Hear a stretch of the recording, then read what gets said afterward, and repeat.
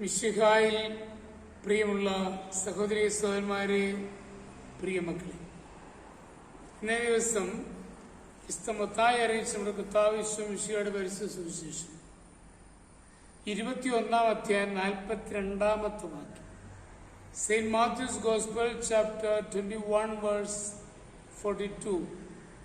ഈശോയോട് ചോദിച്ചു, പണിക്കാർ ഉപേക്ഷിച്ചു കളഞ്ഞ കല്ല് തന്നെ മൂലക്കല്ലായി തീർന്നു. ഇത് കർത്താവിന്റെ പ്രവൃത്തിയാണ്. നമ്മുടെ ദൃഷ്ടികൾക്കിത് അത്ഭുതകരമായിരിക്കുന്നു എന്ന് വിശുദ്ധ ലിഖിതത്തിൽ നിങ്ങൾ വായിച്ചിട്ടില്ലേ? ഈ വചനത്തെക്കുറിച്ച് ചിന്തിക്കുമ്പോൾ പ്രിയമുള്ള സഹോദരങ്ങളെ, 1995 ഫെബ്രുവരി മാസം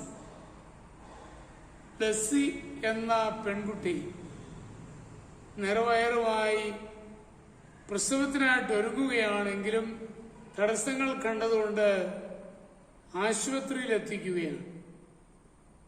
എന്നാൽ എങ്ങനെയോ പ്രസവം താമസിച്ചു.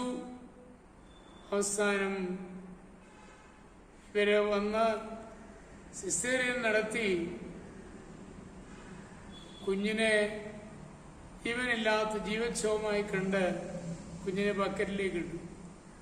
എങ്ങനെയെങ്കിലും അമ്മയെ രക്ഷിക്കുവാനായി പിന്നെ പരിശ്രമം.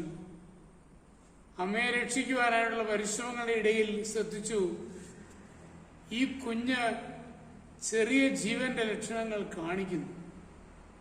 ഒരു ഡോക്ടറുടെ ശ്രദ്ധയിലാണത് പെട്ടത്. ഡോക്ടർ പെട്ടെന്ന് ആ കുഞ്ഞിനെ എടുത്ത് ശുശ്രൂഷിക്കുവാൻ തുടങ്ങി. വേണ്ട ചികിത്സകളെല്ലാം കൊടുത്തു. അങ്ങനെ സാവിയോ എന്ന കുഞ്ഞ് ഈ ഭൂമിയിൽ ജനിക്കുകയാണ്. ഇന്ന് സാവിയോ ഏകദേശം 20 വയസ്സോളമായി കോളേജ് പഠനങ്ങൾ നടത്തിക്കൊണ്ടിരിക്കുന്നു. അതോടൊപ്പം തന്നെ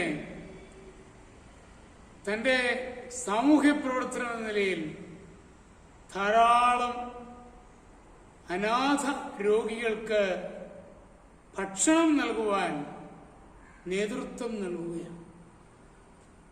മരിച്ചുവെന്ന് തള്ളപ്പെട്ട ഒരു വ്യക്തി ഇതാ ദൈവമെടുത്ത് വലിയൊരു കാര്യത്തിൽ ഉപയോഗിക്കുകയാണ്. അതാണ് ഈശോയുടെ പ്രവൃത്തി. എത്രയോ കുഞ്ഞുങ്ങളാണ് ഇതുപോലെ നമുക്ക് നഷ്ടപ്പെടുക. അവരുടെ ഭാവി ജീവിതത്തിൽ അവരെന്തായി തീരുമെന്ന് നമുക്കാർക്കും അറിഞ്ഞുകൂടാ. ദൈവത്തിന്റെ ദാനമാണ്. ആ ദാനത്തെ ഒരിക്കലും നമ്മൾ നശിപ്പിക്കുവാൻ പാടില്ല. ആ ജീവന്റെ സംരക്ഷകരായി മാറേണ്ട നമ്മുടെ ചുമതല നമ്മൾ അനുസ്മരിക്കാം. ആ ചുമതലയിൽ ജീവിക്കും. നമ്മൾ കർത്താവ് മിശിഹായുടെ കൃപയും പിതാവായ ദൈവത്തിന്റെ സ്നേഹവും പരിശുദ്ധാത്മാവിന്റെ സഹവാസവും പരിശുദ്ധ അമ്മയുടെ മധ്യസ്ഥതയും നിങ്ങളെല്ലാവരോടും കൂടി ധാരാളമായിട്ടുണ്ടായിരിക്കും. എപ്പോഴും എപ്പോഴും എന്നേക്കും. ആമേൻ.